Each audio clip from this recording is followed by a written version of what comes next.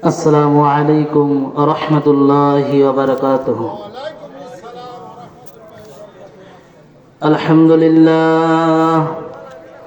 আলহামদুলিল্লাহ নাহমাদুহু ওয়া নাস্তাঈনুহু ওয়া নাস্তাগফিরুহু ওয়া নাউযু বিল্লাহি মিন শুরুরি আনফুসিনা ওয়া মিন সাইয়্যাতি আমালিনা।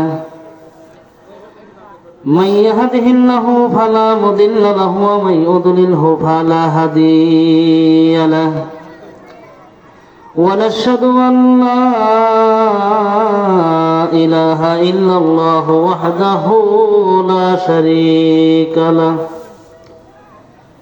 وأشهد أن سيدنا ونبينا ومولانا محمدا عبده ورسوله الذي أرسله بالحق بشيرا ونذيرا وداعيا إلى الله بإذنه وسراجا منيرا.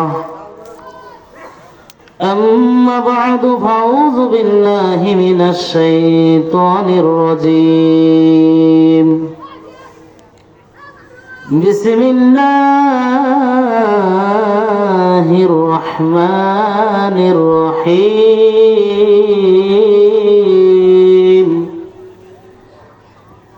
وقال الذين كفروا لا تسمعوا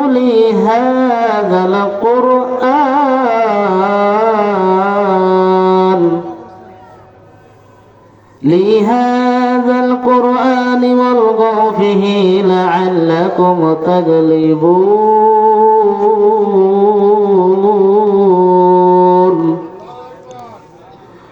فلا نذيقن الذين كفروا عذابا شديدا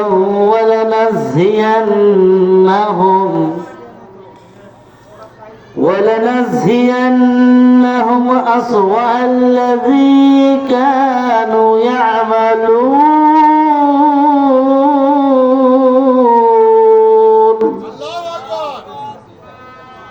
وقال النبي صلى الله عليه وسلم لا يدخل الجنة جسد غزي بالحرام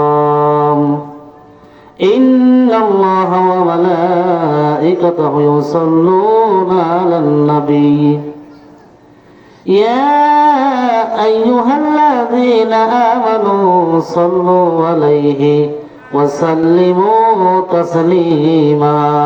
اللهم صل على سيدنا مولانا محمد وعلى آل سيدنا مولانا মুহাম্মদ। আলহামদুলিল্লাহ, সমস্ত তারিফ সমস্ত প্রশংসা সেই মহান আল্লাহ রব্বুল আলামিনের জন্য, যে মহান আল্লাহ রব্বুল আলামিন আমাদেরকে দুনিয়াবি নানা কাজ ব্যস্ত থেকে এই কোরআনের বাগানে কোরআনের মাহফিলে এসে বসার তৌফিক দান করেছে। এই জন্য সকলে বলি আলহামদুলিল্লাহ। অতঃপর লাখো কোটি দরুদ ও সালাম মুক্তির দূত মুক্তির দিশারি সাইয়্যিদুল মুরসালিন খাতামুন নবীন, যার আনিত বিধিবিধান মেনে নিলে ইহকালে শান্তি পরকালে নাজাত, সেই নবীর উপর সকলে বলি দরুদ ও সালাম, সকলে বলি সাল্লাল্লাহু আলাইহি ওয়াসাল্লাম। আমরা যারা এখানে এসেছি আমরা খুশি না বেজার? খুশি। আমরা যদি খুশি হই, উপর থেকে খুশি হবে কে? আমাদের রব। আমরা যখনই কোনো কোরআনের আলোচনায় কোনো কোরআনের মজলিসে বসি, আল্লাহ রাব্বুল আলামিন এই মজলিসগুলোর ওসিলায় আমাদের জীবনের গুনাহগুলি আল্লাহ মাফ করে দেয়। বলেন সুবহানাল্লাহ। এই বাগানটা এখন আর বড় বাঙ্গাসী মাঠ না, এটা এখন জান্নাতের বাগান। এই জান্নাতের বাগানে যারা আছে তারাই ভাগ্যবান, নাকি যারা মেলায় ঘুরে ফিরে তারা ভাগ্যবান?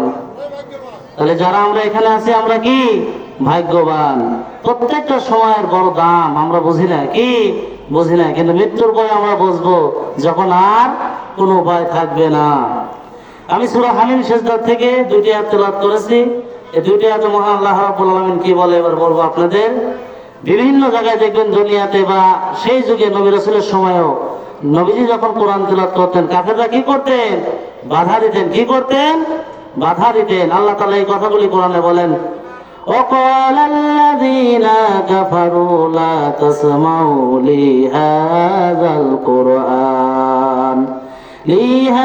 القرآن والغوا فيه لعلكم تغلبون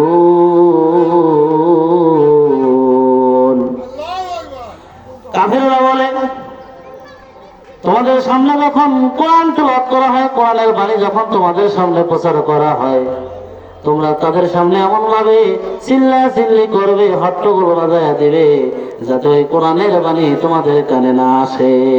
কি না আসে? কোরআনের বাণী না আসে। কেন? ওরা জানে কোরআনের বাণী যদি কানে আসে, মানুষগুলো কি হয়ে যাবে? পরিবর্তন হয়ে যাবে। কি হয়ে যাবে? পরিবর্তন হয়ে যাবে।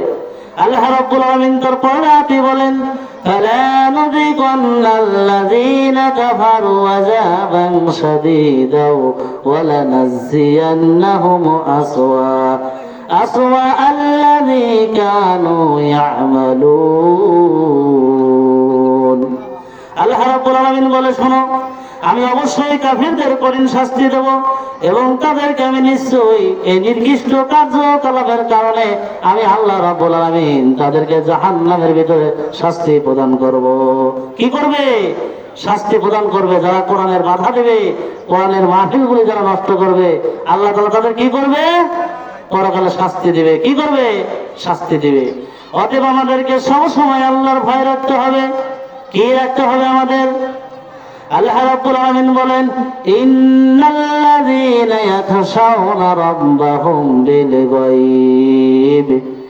বিল-গায়বি লাহুম মাগফিরাতুন ওয়া আজরুন কাবীর।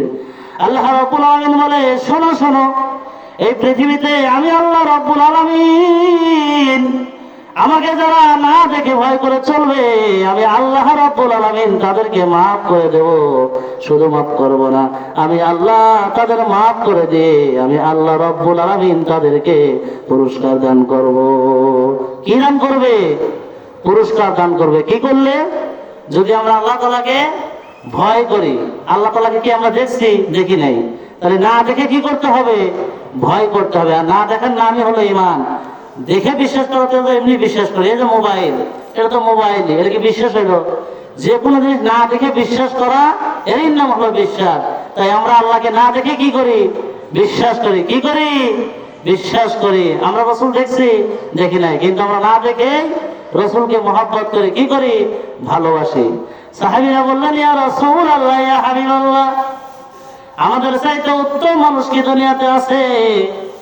আমার নবী ডাকতে বলে, ও সাহাবীরা শোনো, তোমরা অবশ্যই উত্তম মানুষ, কিন্তু আমি নবী যখন থাকবো না, তোমরা সাহাবীরাও থাকবে না।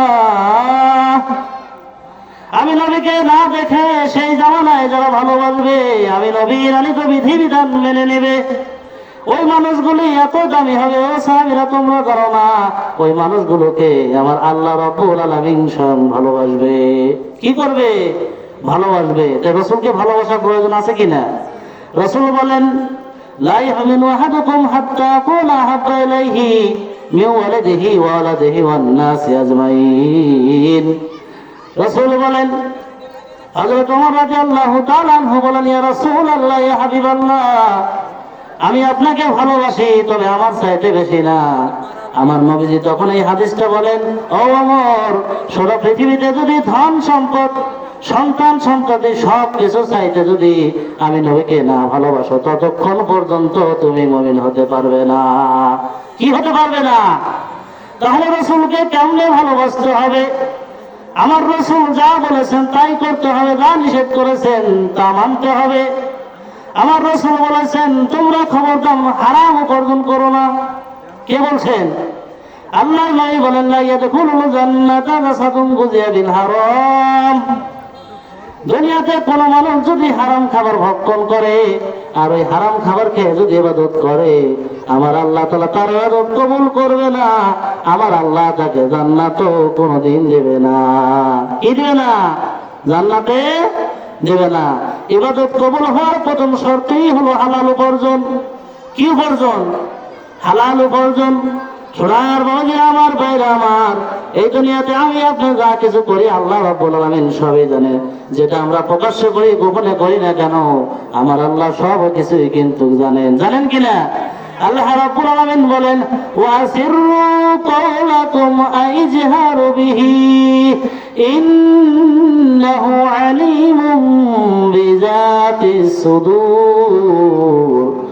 আল্লাহ বলে, বান্দারে তুই প্রকাশ্য বলিস আর গোপনে বলিস, আমি আল্লাহ তো প্রকাশ্য সবই জানি, গোপনের কথাও সবই জানি। এই জন্য সব সময় আমাদেরকে একটা জিনিস মনে রাখতে হবে।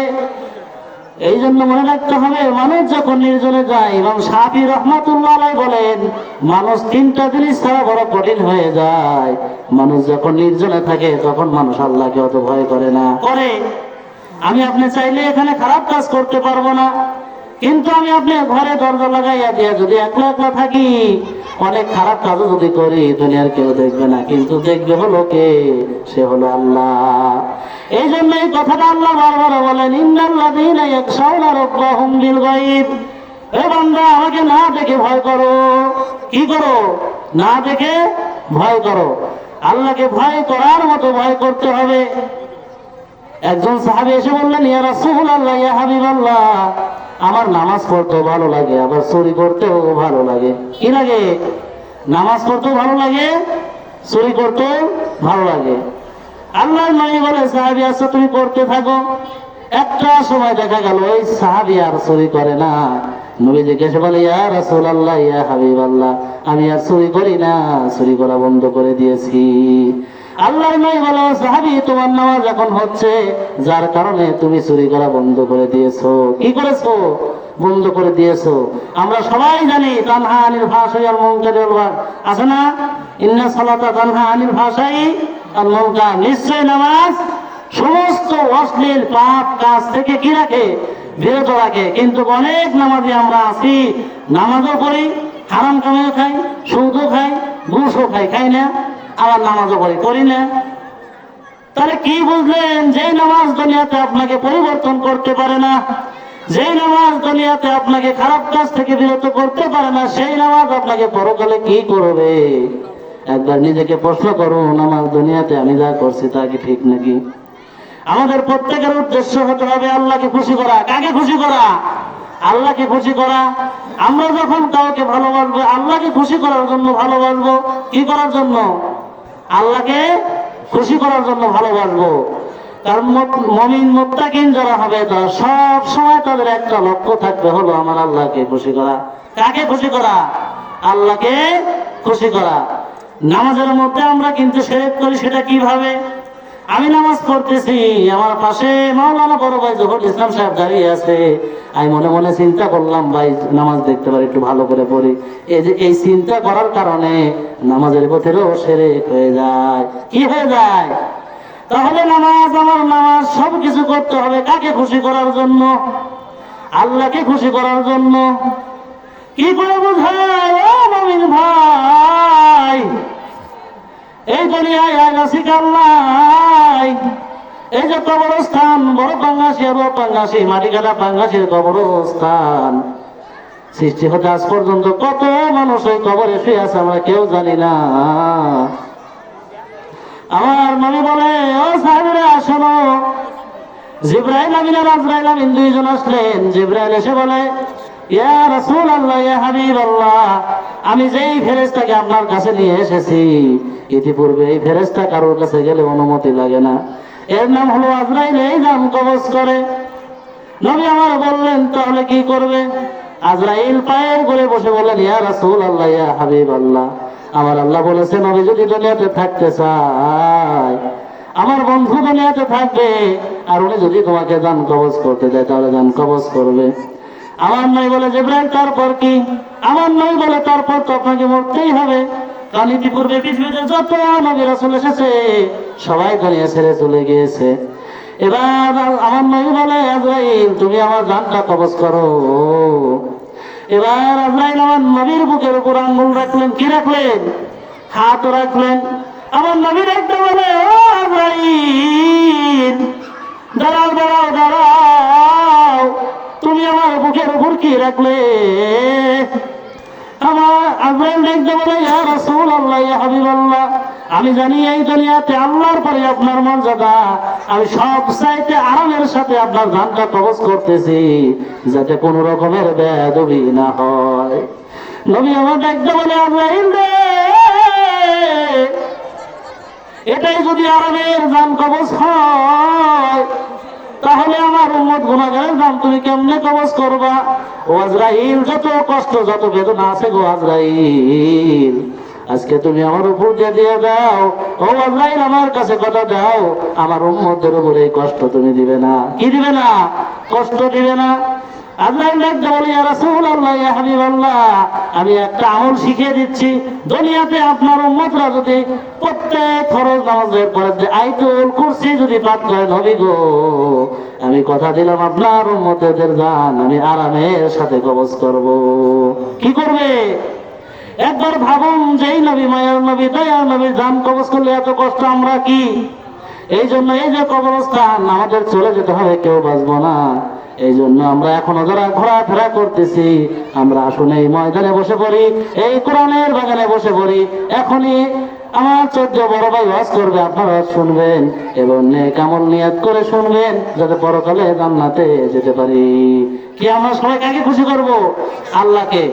মনে রাখবেন, প্রত্যেকেই কিছু না কিছু দান করবেন। কি করবেন? দান করবেন। দান করলে বালা মুসিবত যা আছে সব কি হয়? চলে যায়, সব চলে যায়। রাসূল বলছে, আল্লাহ বলছে, যারা দান করবে তাদের 10 গুণ বাড়ায় দেবে। কি করবে? 10 গুণ বাড়ায় দিবে। যেহেতু সময় কম, আমার এই সংক্ষিপ্ত আলোচনায় যদি কোনো ভুল ত্রুটি হয়ে থাকে, মানুষ আমি, ভুল আমার হবেই। আমি ওই মহান আল্লাহর কাছে ক্ষমা চাচ্ছি, আল্লাহ যদি কোনো ভুল করে তুমি আমাকে মাফ করে দাও।